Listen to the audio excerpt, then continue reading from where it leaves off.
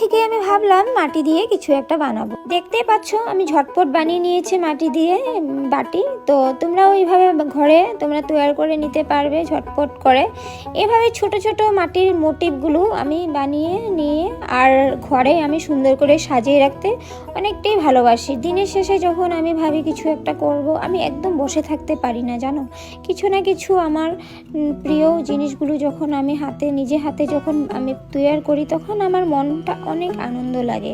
So guys, এভাবে আমি খুব বিজি থাকি, নিজের কাজের মধ্যে আমি ডুবে থাকি। তো তোমরা এভাবে নিজেকে মনটা আনন্দ রাখার জন্য ঘরে বসে বসে এভাবে ছোটো মোটো কাজগুলো করে নিতে পারো। এভাবে আমার দৈনন্দিন কাজগুলো দেখো, কথা বলতে বলতে আমার কাজটা কমপ্লিট হয়ে গেল। আর দেখো তোমাদের কেমন লেগেছে, আশা করি ভালোই লাগবে। আর যদি ভালো লাগে আমার ভিডিওকে লাইক কমেন্ট শেয়ার করে দিও। অবশ্যই আমি রং করার সময় আমি ভিডিওটা আপলোড করে দিব।